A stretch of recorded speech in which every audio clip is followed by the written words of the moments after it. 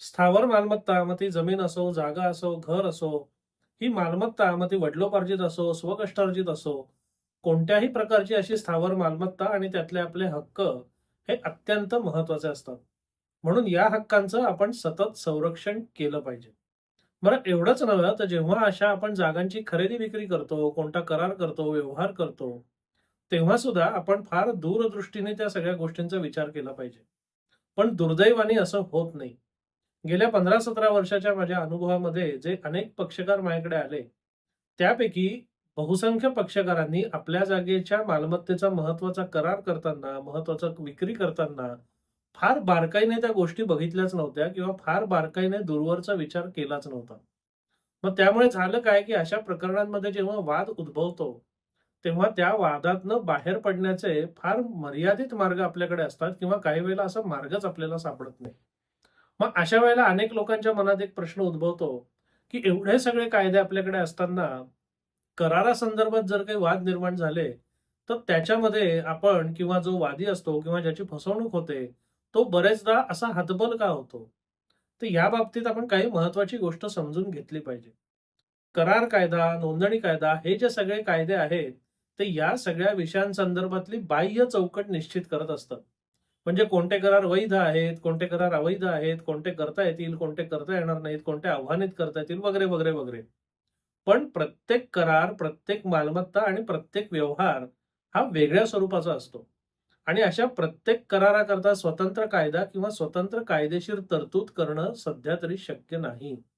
म्हणून या बाह्य आणि मोठ्या महत्त्वाच्या मुद्द्यांव्यतिरिक्त सगळे मुद्दे जे असतात, ते सगळे मुद्दे तुमच्या करारामध्ये काय लिहिलंय, तो किती चांगला किंवा किती वाईट प्रकारे लिहिलेला आहे, त्याच्यामध्ये अटी आणि शर्ती काय आहेत, याच्यावरच त्यांचा कायद्याच्या कसोटीत किंवा न्यायालयामध्ये निकाल होत असतो.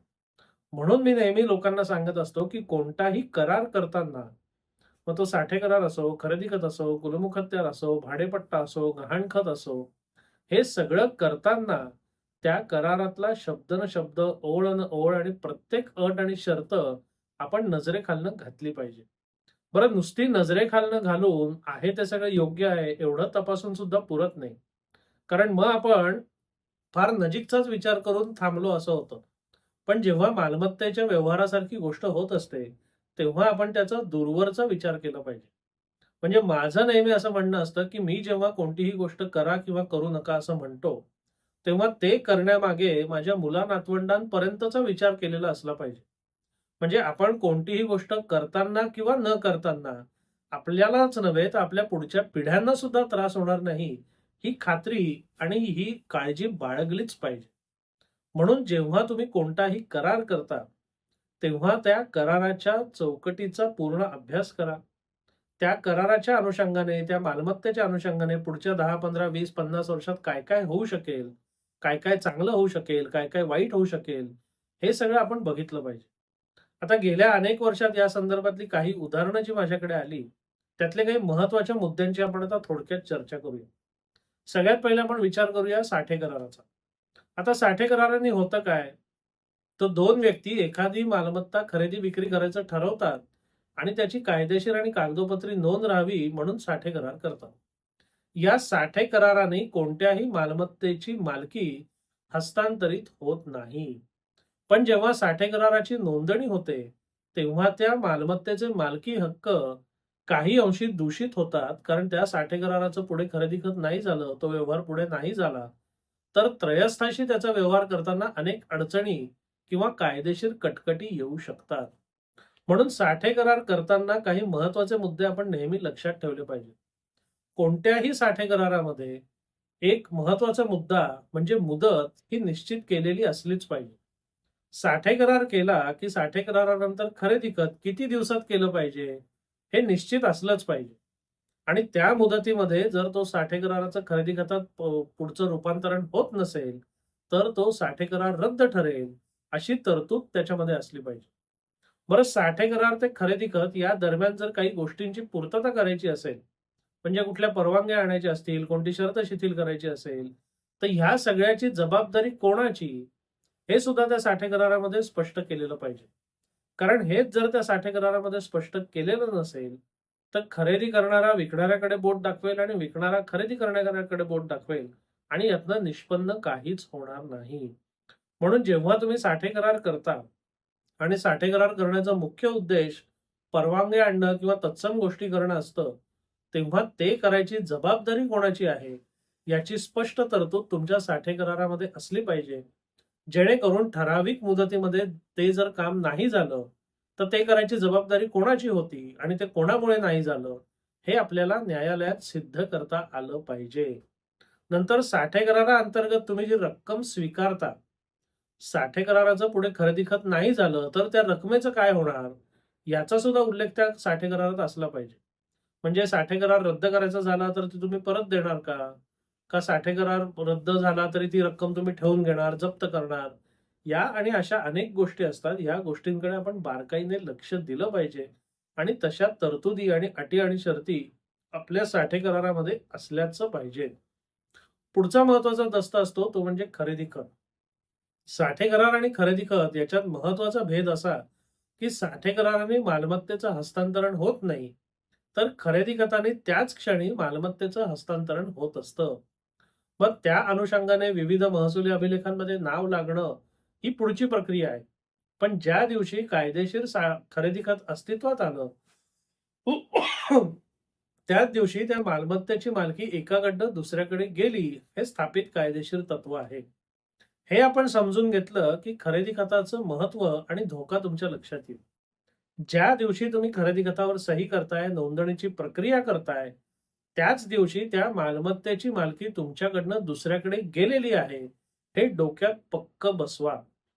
म्हणजे खरेदी खतामध्ये जर तुम्हाला काही मोबदला मिळायचा असेल आणि तो जर भविष्यकालीन मिळायचा असेल, तर आपण खरेदी खत करून, खरेदी खताची नोंदणी करून मालकी त्याला देऊन टाकली आणि मोबदला पूर्ण घेतला नाही, हा धोका पत्करणं टाळलं पाहिजे. कारण जेव्हा खरेदी खत केलं जातं, मालकी हस्तांतरित होते आणि पुढचा मोबदला मिळत नाही, तेव्हा स्थापित कायदेशीर तत्व असं, की त्या खरेदी खतामध्ये बाकी काहीही दोष जर नसेल, तर अशा परिस्थितीमध्ये ते खरेदी खत थेट रद्द करून मिळत नाही. पहिल्यांदा आपल्याला त्या रकमेच्या वसुलीची प्रक्रिया करायला लागते आणि ती जर अपयशी झाली, तर मग तुमचं खरेदी खत रद्द होणं हा एक कमीत कमी शक्यता असलेला पर्याय तुमच्या लाभात जाऊ शकतो. पण सहसा तसं होत नाही. म्हणून खरेदी खत करताना कायम लक्षात ठेवा, की मोबदला हा शक्यतो पूर्ण आपल्या हातात येत नाही, तोवर ती नोंदणी प्रक्रिया पूर्ण करू नका. कारण ती जर नोंदणी प्रक्रिया तुम्ही पूर्ण केली आणि मोबदला नाही आला, तर तुमच्या हातात फार काही गोष्टी राहणार नाही. पुढचा महत्वाचा मुद्दा खरेदी खताच्या संदर्भात असतो, तो म्हणजे क्षेत्रफळ, हद्द, हद्द कायम, सीमा, अतिक्रमण या संदर्भातला. आता खरेदी खत करताना या सगळ्याची जबाबदारी कोणाची आहे? या सगळ्यामध्ये काही अडचणी आहेत का अडचणी नाहीत? अडचणी असतील तर त्या कोचं निराकरण कोणी करायचंय? का त्या अडचणी सकट आपण ते विकतोय? या सगळ्याचे तपशील आपल्या खरेदी खतामध्ये असले पाहिजेत. मोजणीचं जसं क्षेत्रफळाचं असतं, तसंच मोजणीचं आणि ते एकाच नाण्याच्या दोन बाजू आहेत. आपल्याकडे कसं आहे, दुर्दैवाने हा जो सगळा गलथान कारभार आहे, त्यामुळे प्रत्येक मोजणीला प्रत्येक जमिनीचं नव्याने क्षेत्रफळ येतं. म्हणून खरेदी खत किंवा साठे करार हे दोन्हीला लागू आहे. ह्या दोन्ही गोष्टी करताना त्या क्षेत्रफळामध्ये जर काही बदल झाला, तर त्याचे नक्की परिणाम काय होतील? क्षेत्रफळ कमी झालं तर काय होईल? क्षेत्रफळ जास्त झालं तर काय होईल? याची तरतूद तुमच्या साठे करारामध्ये किंवा खरेदी खतामध्ये असली पाहिजे. कारण ती जर तरतूद नसेल आणि तशा गोष्टी जर घडल्या आणि त्याची परिणती जर वादामध्ये झाली, तर तो वाद आणि ती मालमत्ता चिघळून जाते. कोणाच्याच हाती काहीच लागत नाही. याच्या पुढचा कोणत्याही करारासंदर्भातला एक महत्वाचा मुद्दा असतो तो म्हणजे इंडेमनिटी किंवा हमीपत्र किंवा हमी घेणं.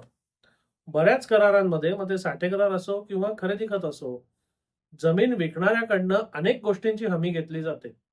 मग ते मालकी हक्क असतील, चतुःसीमा असतील, क्षेत्रफळ असेल, अतिक्रमण असेल, विविध नोटिसा असेल, कायदेशीर कारवाई असेल, प्रलंबित प्रकरणं असतील, या आणि अशा अनेक गोष्टींची हमी विकणाऱ्याकडनं घेतली जाते. बरं त्यातही गंमत अशी असते, की ही हमी जी असते ना, त्याला काही मुदत नसते. म्हणजे समजा आज साठे करार केला, काही दिवसांनी खरेदी खत केलं आणि 5-10 वर्षानंतर त्या जमिनीमध्ये जर काही वाद उद्भवला आणि त्या करारामध्ये जर तुम्ही त्या वादाची हमी घेतली असेल आणि त्या हमीच्या जो मुद्दा आहे त्याला जर मुदत नसेल, तर नवीन मालक त्याचं जर काही नुकसान झालं, तर ते नुकसान तुमच्याकडनं वसूल करू शकतो. म्हणून शक्यतो साठे करार, खरेदी खत याच्यामध्ये हमी द्यायला काही हरकत नाही. पण तुम्ही कोणत्या गोष्टीची हमी देताय? कोणत्या तारखेपर्यंत किंवा किती कालावधीकरता ती हमी देताय? याचा बारकाईने विचार केला पाहिजे. कारण या सगळ्या गोष्टी जर काही विपरीत घडलं, तर तुमच्या विरोधात निश्चितपणे वापरल्या जातात. पुढचा आणि सगळ्यात महत्त्वाचा मुद्दा, की ह्या सगळ्याचा विचार का करायचा? तर त्याची 2 मुख्य कारणं आहेत. एक म्हणजे पहिल्यांदा सांगितल्याप्रमाणे प्रत्येक कराराकरता स्वतंत्र कायदा आणि स्वतंत्र कायदेशीर तरतूद नाही. म्हणून कराराच्या संदर्भात जर काही वाद झाले, तर तो करार कसा लिहिलाय, त्यात काय लिहिलंय, काय नाही लिहिलंय याच्यावर त्याचं भवितव्य अवलंबून असतं. आणि दुसरा महत्त्वाचा मुद्दा म्हणजे जरी या सगळ्या गोष्टी बऱ्यापैकी तुमच्या बाजूने असतील, तरी आपल्या एकंदर सगळ्या न्यायव्यवस्थेतनं या सगळ्या गोष्टी करून पार पडणं, हे काही तितकंसं सोपं नाही आहे. म्हणजे तुमच्या बाजूने बऱ्याच गोष्टी असतील, तरी ते प्रकरण दाखल करणं, त्याच्यात आदेश मिळवणं, मग त्याची अंमलबजावणी करणं, मग त्या अपिलावर अपील करणं, याच्यामध्ये बऱ्यापैकी वेळ, मेहनत आणि पैसा लागतो. बरं हे सुद्धा सगळं कधी तुम्हाला सगळं तुमच्या बाजूने आहे, तुम्हाला योग्य सल्ला मिळाला, हे सगळं झालं तर. बरेचदा बऱ्याचशा गोष्टी आपल्या बाजूने नसतात. बऱ्याचदा तुम्हाला चुकीचा सल्ला दिला जातो आणि त्यातनं दुकानदारी चालवली जाते. म्हणून एकदा तुम्ही व्यवस्थेच्या कचाट्यात सापडलात, तर त्याचे किती वाईट परिणाम होतील याची कल्पना सुद्धा आपल्याला करता येत नाही. म्हणून माझं म्हणणं असतं, की प्रश्न निर्माण करणं किंवा प्रश्न निर्माण होऊन देणं आणि ते सोडवणं, हा काही फार शहाणपणा नाहीये. प्रश्न निर्माणच न होऊन देणं, हा खरा शहाणपणा आहे. आणि त्या दृष्टिकोनातनं तुम्ही या मालमत्तांचे व्यवहार किंवा करार करताना तशीच तुमची वाटचाल केली पाहिजे. तसंच तुमचं नियोजन असलं पाहिजे, की एकदा आपण मालमत्ता विकली किंवा करार केला, की आपल्याला त्यातनं मुक्त होता आलं पाहिजे. भविष्यकालीन कुठलेही धोके हे तुमच्यापर्यंत किंवा तुमच्या पिढ्यांपर्यंत पोहोचता कामा नयेत. तसं नियोजन, तसं लेखन आणि तशा तरतुदी त्या करारांमध्ये असल्या पाहिजेत आणि त्या तशा करता येतात. हे काय रॉकेट सायन्स किंवा अशक्य कोटीतली गोष्ट नाहीये. हे असं करता येऊ शकतं. फक्त त्या दृष्टीने तुम्ही विचार केला पाहिजे, चालना दिली पाहिजे आणि तुमचे जे कोण वकील किंवा कायदेशीर सल्लागार असतील, त्यांना तुम्ही सांगितलं पाहिजे, की तुम्ही साचेबद्ध आणि ठोकळेबाज काम करू नका. माझ्या या अपेक्षा आहेत आणि माझे हे हितसंबंध आहेत आणि भविष्यकालीन हे धोके आहेत. हे सगळं टाळण्याची पुरेपूर तरतूद मला माझ्या करारामध्ये करून हवी आहे. असं तुम्ही सांगितलं तर तशा अनुषंगाने त्या कराराचं लेखन करण्यात कोणतीही अडचण नाही. तसं करता येतं. पण फक्त याची तुम्ही काळजी घेतली पाहिजे आणि तसं करून घेतलं पाहिजे. म्हणजे तुमच्यावर पश्चात्तापाची वेळ येणार नाही, जे सगळ्यात महत्त्वाचं आहे. हा विषय तुम्हाला कसा वाटला? अवश्य कळवा. धन्यवाद.